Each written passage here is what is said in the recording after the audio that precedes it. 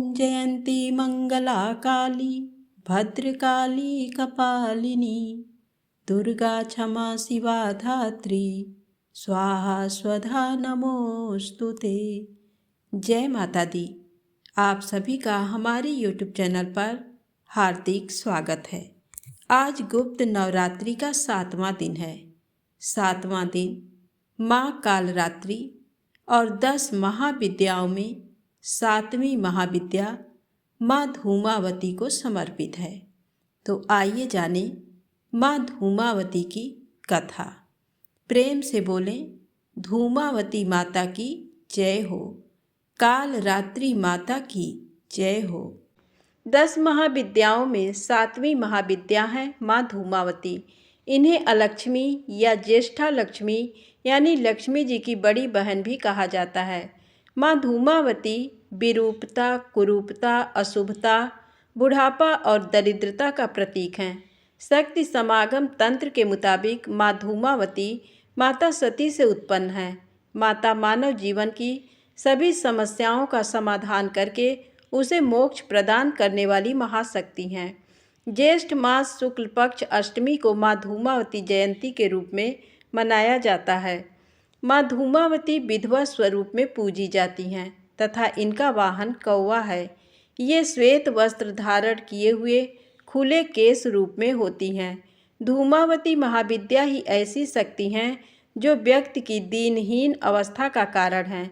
विधवा के आचरण वाली ये महाशक्ति दुख दारिद्र्य की स्वामिनी होते हुए भी अपने भक्तों पर कृपा करती हैं। अत्यंत लंबी, मलिन वस्त्रा, रुक्ष वर्णा, कांतिहीन, चंचला, बिखरे बालों वाली विधवा, रूखी आँखों वाली, शत्रु के लिए उद्वेगकारिणी, लंबे बिरल दांतों वाली, विभुक्षिता, स्तन नीचे लटके हों, सूपयुक्ता, हाथ फटकारती हुई, बड़ी नासिका, कुटिला, भयप्रदा, कृष्णवर्णा, कलह प्रिया तथा जिसके रथ पर कौवा बैठा हो ऐसी देवी हैं। देवी का मुख्य अस्त्र है सूप, जिसमें ये समस्त विश्व को समेटकर महाप्रलय कर देती हैं। 10 महाविद्याओं में दारुण विद्या कहकर देवी को पूजा जाता है। शाप देने, नष्ट करने व संहार करने की जितनी भी क्षमताएं हैं वो देवी के कारण ही हैं। क्रोधमय ऋषियों की मूल शक्ति धूमावती हैं, जैसे दुर्वासा, अंगिरा, भृगु, परशुराम आदि। सृष्टि कलह के देवी होने के कारण इनको कलह प्रिय भी कहा जाता है। चौमासा ही देवी का प्रमुख समय होता है जब इनको प्रसन्न किया जाता है। नरक चतुर्दशी देवी का ही दिन होता है जब वो पापियों को पीड़ित व दंडित करती हैं। देश के कई भागों में नरक चतुर्दशी पर घर से कूड़ा करकट साफ कर उसे घर से बाहर कर अलक्ष्मी से प्रार्थना की जाती है कि आप हमारे सारे दारिद्र्य लेकर विदा होइए। ज्योतिष शास्त्रानुसार माँ धूमावती का संबंध केतु ग्रह तथा इनका नक्षत्र ज्येष्ठा है।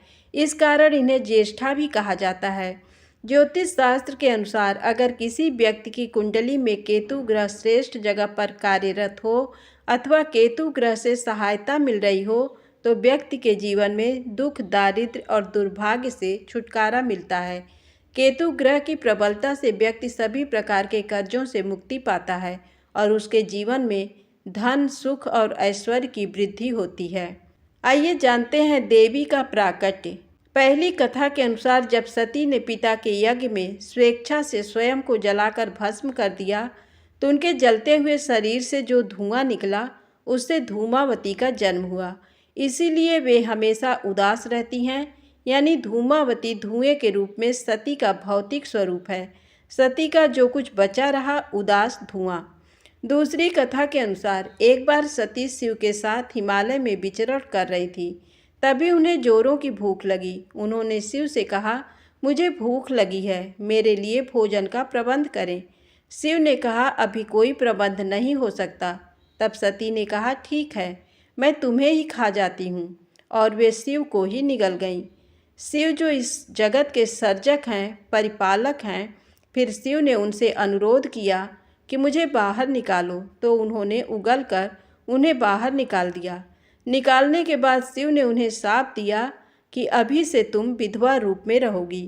तभी से वे विधवा हैं। अभिशप्त और परित्यक्त भूख लगना और पति को निगल जाना सांकेतिक है। ये इंसान की कामनाओं का प्रतीक है जो कभी खत्म नहीं होती और इसलिए वह हमेशा असंतुष्ट रहता है। माँ धूमावती उन कामनाओं को खा जाने यानी नष्ट करने की ओर इशारा करती हैं। अनुभवी साधकों का मानना है कि गृहस्थ लोगों को देवी की साधना नहीं करनी चाहिए। वहीं कुछ का ऐसा मानना है कि यदि इनकी साधना करनी भी हो, घर से दूर एकांत स्थान में अथवा एकांकी रूप से करनी चाहिए। विशेष ध्यान देने की बात यह है कि इन महाविद्या का स्थायी आवाहन नहीं होता, अर्थात इन्हें लंबे समय तक घर में स्थापित या विराजमान होने की कामना नहीं करनी चाहिए, क्योंकि ये दुख, क्लेश और दरिद्रता की देवी हैं। इनकी पूजा के समय ऐसी भावना करनी चाहिए कि देवी प्रसन्न होकर मेरे समस्त दुख, रोग, दरिद्रता, कष्ट, विघ्न, क्लेश आदि को अपने सूप में समेट कर मेरे घर से विदा हो रही हैं और हमें धन, लक्ष्मी, सुख एवं शांति का आशीर्वाद दे रही हैं। निरंतर इनकी स्तुति करने वाला कभी धन विहीन नहीं होता और उसे दुख छूते भी नहीं। बड़ी से बड़ी शक्ति भी इनके सामने नहीं टिक पाती। इनका तेज सर्वोच्च कहा जाता है। श्वेत रूप व धूम्र अर्थात धुआं इनको प्रिय है। पृथ्वी के आकाश में स्थित बादलों में इनका निवास होता है। देवी की कृपा से साधक धर्म, अर्थ, काम और मोक्ष प्राप्त कर लेता है। गृहस्थ साधक को सदा ही देवी की सौम्य रूप में सिर्फ पूजा करनी चाहिए। ऐसा माना जाता है कि कुंडलिनी चक्र के मूल में स्थित कूर्म में इनकी शक्ति विद्यमान होती है। देवी साधक के पास बड़े से बड़ी बाधाओं से लड़ने और उनको जीत लेने की क्षमता आ जाती है। ये साधना गुप्त नवरात्रि अथवा माँ धूमावती जयंती पर संपन्न करें अथवा इसे धूमावती सिद्धि दिवस या किसी भी रविवार को भी किया जा सकता है। महाविद्या धूमावती के कुछ सिद्ध मंत्र: ओम धूम धूम धूमावती स्वाहा, या फिर ओम धूम धूम धूमावती ठह ठह।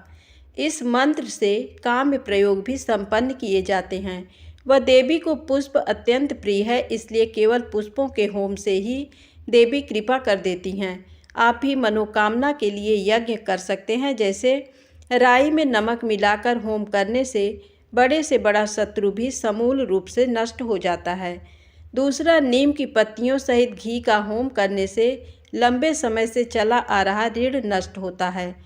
जटामासी और काली मिर्च से होम करने पर काल, सर्प आदि दोष नष्ट होते हैं व क्रूर ग्रह भी नष्ट होते हैं। रक्त चंदन घिसकर शहद में मिला लें व जौ से मिश्रित कर होम करें तो दुर्भाग्यशाली मनुष्य का भाग्य भी चमक उठता है। गुड़ व गन्ने से होम करने पर गरीबी सदा के लिए दूर होती है। केवल काली मिर्च से होम करने पर कारागार में फंसा व्यक्ति मुक्त हो जाता है।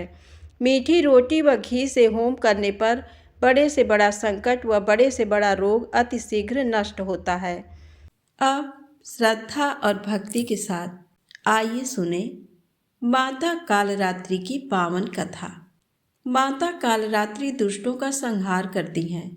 इनका रूप देखने में अत्यंत भयंकर है, परंतु ये अपने भक्तों को हमेशा शुभ फल प्रदान करती हैं, इसलिए इन्हें शुभंकरी भी कहा जाता है। इनका वर्ण काला है, वह 3 नेत्र हैं। माँ के केस खुले हुए हैं और गले में मुंड की माला धारण करती हैं। ये गर्दभ की सवारी करती हैं। इनके नाम का उच्चारण करने मात्र से बुरी शक्तियाँ भयभीत होकर भाग जाती हैं। पौराणिक कथा के अनुसार एक रक्तबीज नाम का राक्षस था। मनुष्य के साथ देवता भी इससे परेशान थे। रक्तबीज दानव की विशेषता ये थी कि जैसे ही उसके रक्त की बूंद धरती पर जा गिरती तो उसके जैसा एक और दानव बन जाता। इस राक्षस से परेशान होकर समस्या का हल जानने सभी देवता भगवान शिव के पास पहुँचे। भगवान शिव को ज्ञात था कि इस दानव का अंत माता पार्वती कर सकती हैं। भगवान शिव ने माता से अनुरोध किया। इसके बाद माँ पार्वती ने स्वयं शक्ति व तेज से माँ कालरात्रि को उत्पन्न किया। इसके बाद जब माँ दुर्गा ने दैत्य रक्त बीज का अंत किया और उसके शरीर से निकलने वाले रक्त को माँ कालरात्रि ने जमीन पर गिरने से पहले ही अपने मुख में भर लिया। इस रूप में माँ पार्वती कालरात्रि कहलाईं।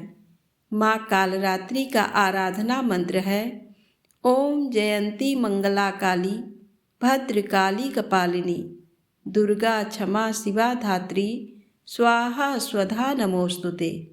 माँ कालरात्रि को गुड़ व हलवे का भोग लगाना चाहिए। इससे वे प्रसन्न होती हैं और अपने भक्तों की मनोकामना पूर्ण करती हैं। तो प्रेम से बोलें माता रानी की जय हो। अब आइए सुने माता रानी के आशीर्वाद की एक सच्ची कथा। माँ अपने भक्तों पर सदा अपनी दृष्टि बनाए रखती हैं। माँ अपने भक्तों को अपना आशीर्वाद अलग अलग तरीके से देती हैं।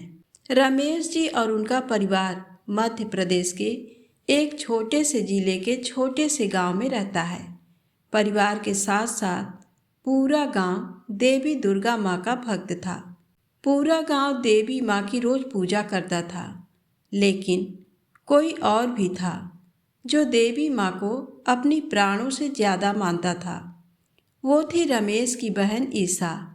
दरअसल ईसा का जन्म नवरात्रियों के दिनों में ही हुआ था, जिस वजह से ईसा माँ दुर्गा की पूरे गांव में सबसे बड़ी भक्त थी। खुद बाद में खाना पहले देवी माँ को खिलाना और सच्चे दिल से देवी माँ से बात करना। ईसा शुरू से ही कहती थी कि उसके सपने में एक बहुत सुंदर स्त्री आती है। वह स्त्री ईसा को मेरी बच्ची कहकर पुकारा करती है। ईसा दिल और दिमाग दोनों से ही बहुत कोमल थी। उसके लिए उसकी माँ दुर्गा ही सब कुछ थी। लेकिन एक वक्त ऐसा आया जिसे रमेश के पूरे परिवार वालों को एक माँ दुर्गा का अलग रूप देखने को मिला। नवरात्रि आई। पूरे गांव में नवरात्र की अलग ही धूम थी। दूसरी तरफ रमेश का परिवार, जिसमें ईसा जो कि पूरे गांव में सबसे ज़्यादा खुश थी। ईसा ने नवरात्र के लिए इतनी सारी चीज़ें प्लान की हुई थी कि आज वो माँ देवी को धरती पर बुला ही लेगी। सुबह सुबह ईसा पूजा की सारी तैयारी करती है और गांव के ही एक दुर्गा माँ के मंदिर में अपने परिवार के साथ पहुँचती, जहाँ पूजा करने के बाद ईसा अपने परिवार के साथ ही मंदिर में हो रहे भजन में बैठ जाती। कुछ समय बैठने के बाद ईसा अपनी कुछ सहेली के साथ भजन में नाच करने के लिए चली जाती है। ईसा माँ दुर्गा के भजन के नाच से इतना मगन थी कि माँ दुर्गा उसके नृत्य और श्रद्धा भक्ति से इतनी खुश हुई कि उन्होंने ईसा को आशीर्वाद के तौर पर स्वयं ईसा के शरीर में प्रकट हो गई, जिससे ईसा के शरीर में कंपन होने लगी और उसने भजन में जल रही कुंड के बचे गरम गरम कोयले को अपने मुंह में धरकर निगल लिया। लेकिन ईसा के शरीर को कुछ नुकसान नहीं हुआ, क्योंकि जिस पर माँ दुर्गा प्रकट हुई हैं उसे भला कैसे कुछ हो सकता है। जब अपनी माँ अपने बच्चों पर एक आँच नहीं आने देती, तो भला दुर्गा माँ भी अपने बच्चों पर कैसे कोई आँच आने देती। ईसा ये देखकर हैरान थी कि आखिर ये सब लोग ऐसा क्यों कर रहे हैं, क्योंकि ईसा के अंदर माता प्रकट होने से अनजान थी। उसे नहीं मालूम था जो भी उसके साथ हुआ। कुछ देर बाद रमेश का परिवार ईसा को घर ले गया और घर पर आकर ईसा सोने चली गई। लेकिन जब ईसा सोकर उठी तो पूरे घर वालों की नज़र ईसा की हरकतों पर गई। ये बात सब जानते थे कि ईसा माँ दुर्गा की कितनी बड़ी भक्त है। पूरा परिवार ईसा की आस्था से खुश था, लेकिन जो आज ईसा की आस्था में दिखाई दे रहा था वो साधारण नहीं था। ईसा पूरा माँ दुर्गा का श्रृंगार कर माँ दुर्गा की पूजा कर रही है। कुछ वक्त के लिए सबने ये सोचा कि नवरात्रि है, शायद इसलिए ईसा माँ दुर्गा को और प्रसन्न करने के लिए श्रृंगार किया है। लेकिन तभी ईसा जोर जोर से माँ दुर्गा के ऐसे सांस्कृतिक मंत्रों का जाप करने लगी जो ईसा के लिए बोल पाना बहुत कठिन है। ईसा बस अभी सिर्फ 12 साल की है और किसी बच्ची के लिए इतनी सटीक और साफ मंत्रों का जाप ये पूरे परिवार वालों को काफ़ी अचंभित कर रहा था। अद्वितीय भक्ति से भरपूर भक्त की रुख ने दिलों में डर डाला। सबने ईसा को बुलाया और पूछने की कोशिश करी, लेकिन ईसा का कोई जवाब नहीं था। ईसा ने परिवार वालों की तरफ देखा तक नहीं। इतना माँ दुर्गा की भक्ति में लीन हो जाना ये सभी को सोचने पर मजबूर कर रहा था। कुछ वक्त बीता, लेकिन ईसा का मंत्रों का जाप अभी तक नहीं रुका। जब सब लोग डरने लगे थे, ईसा ने अपने व्रत में कुछ खाया पिया तक नहीं था, लेकिन ईसा के चेहरे से ऐसा कुछ मालूम नहीं हो रहा था कि उसे भूख प्यास भी है। उसे तो बस माँ दुर्गा की भक्ति की ही भूख प्यास थी। रात के 8 बज चुके थे। ईसा माँ दुर्गा की भक्ति से उठी और माता रानी के लिए प्रसाद की व्यवस्था करने लगी। उस वक्त सबने ईसा से पूछने की कोशिश करी, लेकिन ईसा किसी की बातों का जवाब ही नहीं दे रही थी। रसोई घर से घर के मंदिर में प्रसाद लेकर जा ही रही थी, तभी रमेश ने उसे पकड़कर रोका। पलक झपकते ईसा ने रमेश की तरफ अपनी लाल आंखों से देखा। उस वक्त घर में एक अलग ही डर का माहौल बन गया था। ईसा ने उसे लाल भरी आंखों से देखा और कहा, छोड़ मुझे, नहीं तो तेरे शरीर से तेरा सर अलग कर दूंगी। इतना सुनते ही रमेश ने ईसा को छोड़ दिया। सब डरे हुए थे, क्योंकि शरीर ईसा का और आवाज़ किसी और की। अभी बस सबके मन में ऐसे सवाल थे जिनसे जवाब मिलने असंभव से लग रहे थे। ईसा के पिता जल्द से जल्द उसी मंदिर में गए और वहाँ से पंडित को घर लेकर आए और ईसा की सारी हरकतों के बारे में बताया। फिर पंडित जी ने अपने पास धरा गंगा जल ईसा पर डाला, लेकिन ईसा को कुछ नहीं हुआ। अब पंडित जी समझ चुके थे। वह ईसा के पास जाते हैं और ईसा के सर पर हाथ धरकर कहते हैं, मेरे प्यारे बच्चे, माता ने कहा है कि अब तू सो जा, कल सुबह उठकर भी तो मेरी आराधना करनी है। इतना कहते ही ईसा तभी के तभी सो गई।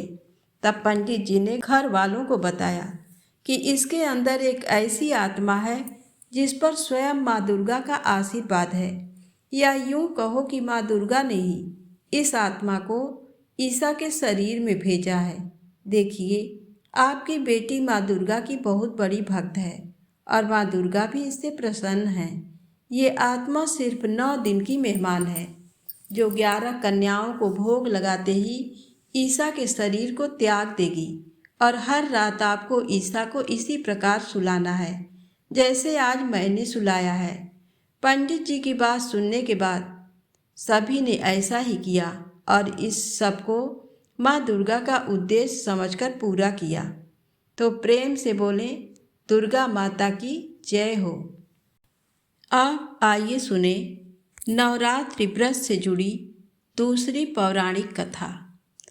एक समय बृहस्पति जी ब्रह्मा जी से बोले, हे ब्राह्मण, नवरात्र का व्रत क्यों किया जाता है? पहले इस व्रत को किसने किया, सो विस्तार से कहिए। बृहस्पति जी का ऐसा प्रश्न सुन ब्रह्मा जी ने कहा, हे बृहस्पति, प्राणियों के हित की इच्छा से तुमने बहुत अच्छा प्रश्न किया है। जो मनुष्य मनोरथ पूर्ण करने वाली दुर्गा, महादेव, सूर्य और नारायण का ध्यान करते हैं, वे मनुष्य धन्य हैं। ये नवरात्र व्रत संपूर्ण कामनाओं को पूर्ण करने वाला है। इसके करने से पुत्र की कामना वाले को पुत्र, धन की लालसा वाले को धन, विद्या की चाहना वाले को विद्या और सुख की इच्छा वाले को सुख मिलता है। इस व्रत को करने से रोगी मनुष्य का रोग दूर हो जाता है, मनुष्य की संपूर्ण विपत्तियां दूर हो जाती हैं और घर में समृद्धि की वृद्धि होती है। बंध्या को पुत्र प्राप्त होता है, समस्त पापों से छुटकारा मिल जाता है और मन का मनोरथ सिद्ध हो जाता है। जो मनुष्य इस नवरात्र व्रत को नहीं करता, वह अनेक दुखों को भोगता है।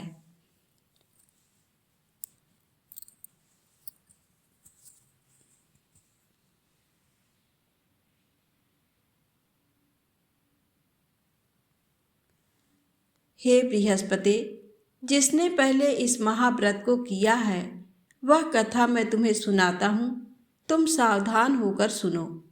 इस प्रकार ब्रह्मा जी का वचन सुनकर बृहस्पति जी बोले, हे ब्राह्मण, मनुष्यों का कल्याण करने वाले इस व्रत के इतिहास को मेरे लिए कहो।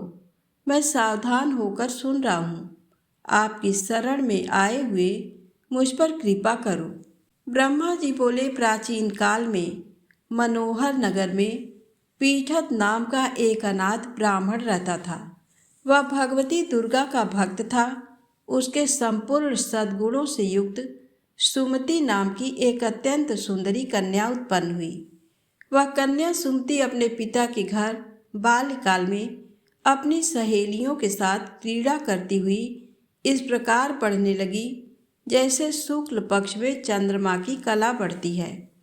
उसका पिता प्रतिदिन जब दुर्गा की पूजा करके होम किया करता था, वह उस समय नियम से वहां उपस्थित रहती। एक दिन सुमति अपनी सखियों के साथ खेल में लग गई और भगवती के पूजन में उपस्थित नहीं हुई।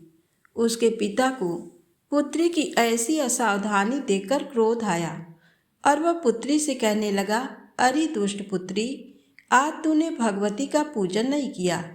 इस कारण मैं किसी कुष्ठ रोगी या दरिद्र मनुष्य के साथ तेरा विवाह करूंगा। पिता का ऐसा वचन सुन सुमति को बड़ा दुख हुआ और पिता से कहने लगी, हे पिता, मैं आपकी कन्या हूँ तथा सब तरह आपके अधीन हूँ। जैसी आपकी इच्छा हो वैसा ही करो।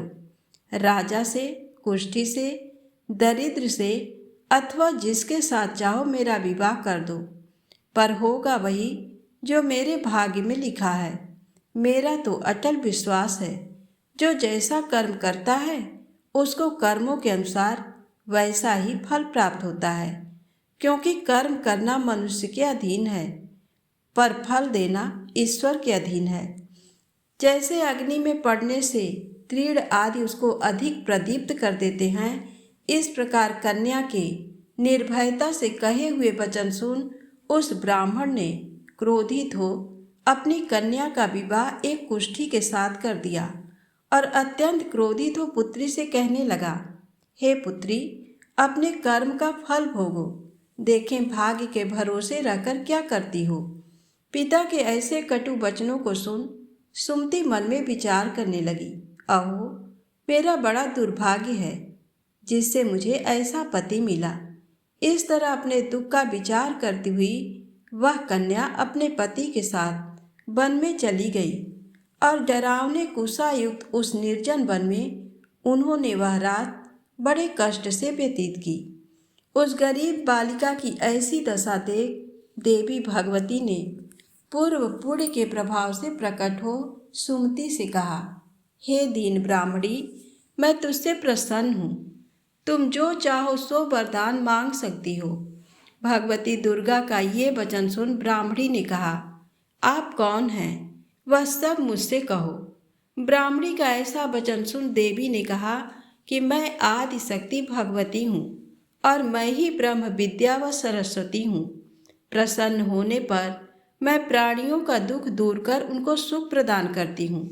हे ब्राह्मणी, मैं तुझ पर तेरे पूर्व जन्म के पुण्य के प्रभाव से प्रसन्न हूँ। तुम्हारे पूर्व जन्म का वृत्तांत सुनाती हूँ, सुनो। तू पूर्व जन्म में निषाद की स्त्री थी और अति पतिव्रता थी। एक दिन तेरे पति निषाद ने चोरी की। चोरी करने के कारण तुम दोनों को सिपाहियों ने पकड़ लिया और ले जाकर जेल खाने में कैद कर दिया। उन लोगों ने तुझको और तेरे पति को भोजन भी नहीं दिया। इस प्रकार नवरात्र के दिनों में तुमने ना तो कुछ खाया और ना जल ही पिया। इस प्रकार 9 दिन तक नवरात्र का व्रत हो गया। हे ब्राह्मणी, उन दिनों में जो व्रत हुआ उस व्रत के प्रभाव से प्रसन्न होकर मैं तुझे मनोवांछित वर देती हूँ। तुम्हारी जो इच्छा हो सो मांगो। इस प्रकार दुर्गा के वचन सुन ब्राह्मणी बोली, अगर आप मुझ पर प्रसन्न हैं तो हे माँ दुर्गे, मैं आपको प्रणाम करती हूँ। कृपा करके मेरे पति का कोढ़ दूर करो। देवी ने कहा, उन दिनों तुमने जो व्रत किया था उस व्रत का एक दिन का पुण्य पति का कोढ़ दूर करने के लिए अर्पण करो। उस पुण्य के प्रभाव से तेरा पति कोढ़ से मुक्त हो जाएगा। ब्रह्मा जी बोले, इस प्रकार देवी के वचन सुन वह ब्राह्मणी बहुत प्रसन्न हुई और पति को निरोग करने की इच्छा से जब उसने तथास्तु ठीक है ऐसा वचन कहा, तब उसके पति का शरीर भगवती दुर्गा की कृपा से कुष्ठ रोग से रहित हो अति कांतिवान हो गया। वह ब्राह्मणी पति की मनोहर देह को देख देवी की स्तुति करने लगी। हे दुर्गे, आप दुर्गति को दूर करने वाली, तीनों लोकों का संताप हरने वाली, समस्त दुखों को दूर करने वाली, रोगी मनुष्य को निरोग करने वाली, प्रसन्न हो, मनोवांछित वर देने वाली और दुष्टों का नाश करने वाली जगत की माता हो।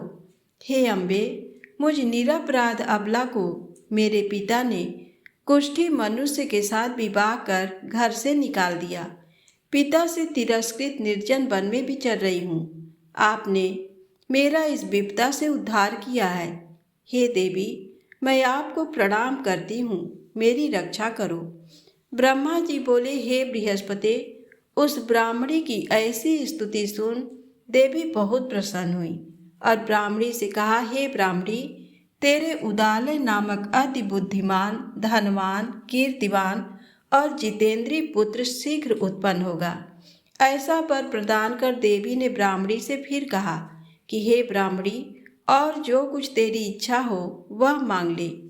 भगवती दुर्गा का ऐसा वचन सुन सुमति ने कहा कि हे भगवती दुर्गे, अगर आप मुझ पर प्रसन्न हैं तो कृपा कर मुझे नवरात्र व्रत की विधि और उसके फल का विस्तार से वर्णन करें।